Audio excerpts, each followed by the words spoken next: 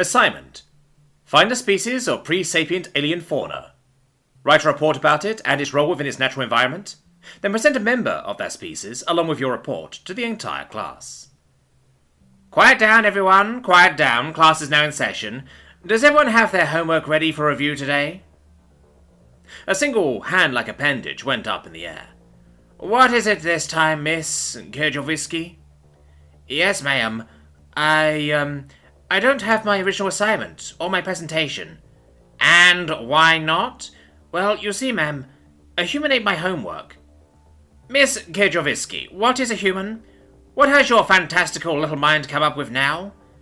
Well, humans are the coolest things, ma'am. They're a large bipedal species. They're a primitive species that are yet to enter the Galactic Council, but they have an intelligence score of 9, with an adaptability score of 20. They live on a Category 9 death world, which has a natural gravitational force of 4 times galactic standard gravity, and... That's enough, Miss Kerjovisky. Even if I were to believe that such an impossible species did happen to exist, it has been determined to be impossible for any predatory species to ever reach space. They simply lack the coordination and cooperation necessary to do so. What that means, Miss Kerjovisky, is that the human you are speaking of cannot be a predator. Thus, your homework should be intact. Or did you make a mistake and decide to write your report about a species of flora rather than fauna? I assume that you do know the difference, correct, Miss Kerjovisky? I do know the difference, ma'am, and if you let me continue, then I would have told you that the humans are omnivores. They eat both flora and fauna species. Their diets seem to consist equally of both.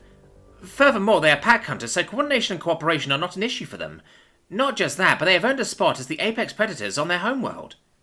Miss Kerjovisky, what you are telling me only grows more and more fantastical as time goes on. I've never even heard of these humans, and yet you have interacted with them enough to know this much about them. And you have been close enough to one that it was able to steal and eat your homework? Well, you know that my father is a diplomat with the Galactic Council. The species was discovered a few years ago, and the Council has been working to confirm that they are eligible for uplift. The Council has decided that they are eligible for uplift, and has approved uplift protocol. The announcement should go live any day now. But anyway, since the Council approved it, the diplomats were allowed to introduce their families to the humans, and I got to meet one in person. Then it ate my homework. Miss Kerjovisky, do you really expect me to believe all of this? You understand that the ratings you gave in the beginning of class of intelligence and adaptability are on a 10-point scale?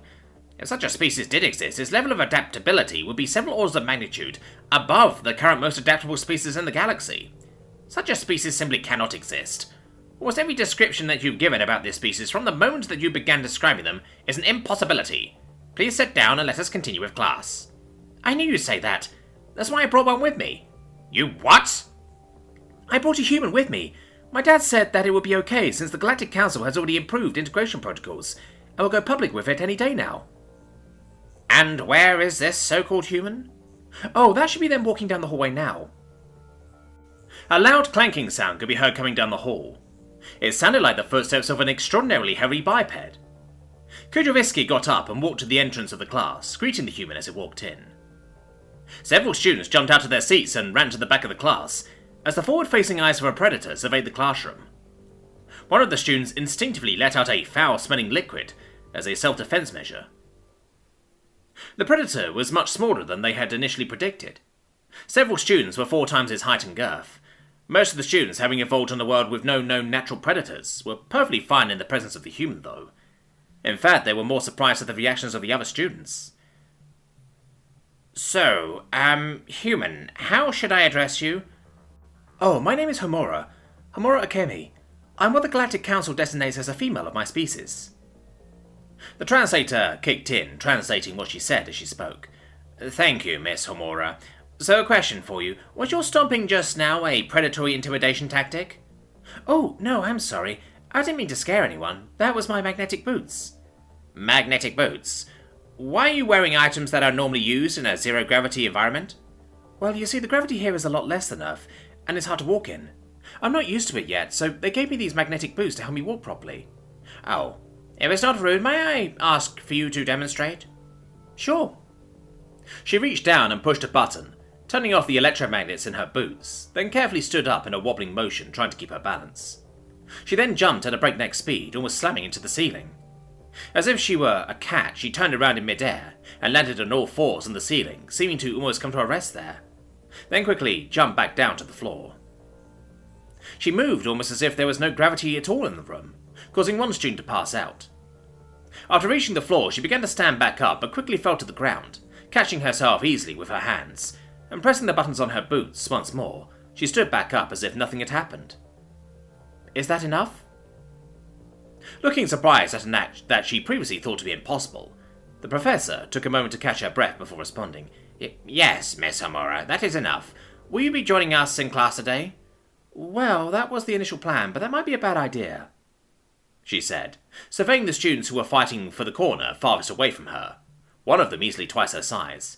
Yes, you are quite right. It might be best if you return for now. Before you go, however, I have one last question for you." "What's that?"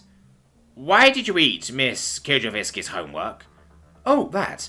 Well, when we met, she didn't believe that I ate meat, and she just held out this weird creature and told me to eat it. My father thought that it might be considered rude to turn her down, so we had it tested and confirmed that it was safe for human consumption. Then we had our chefs prepare it, and I ate it for her." "Ha. Miss Kiljovisky, what was this about a human eating your homework again?" "Well, I didn't lie."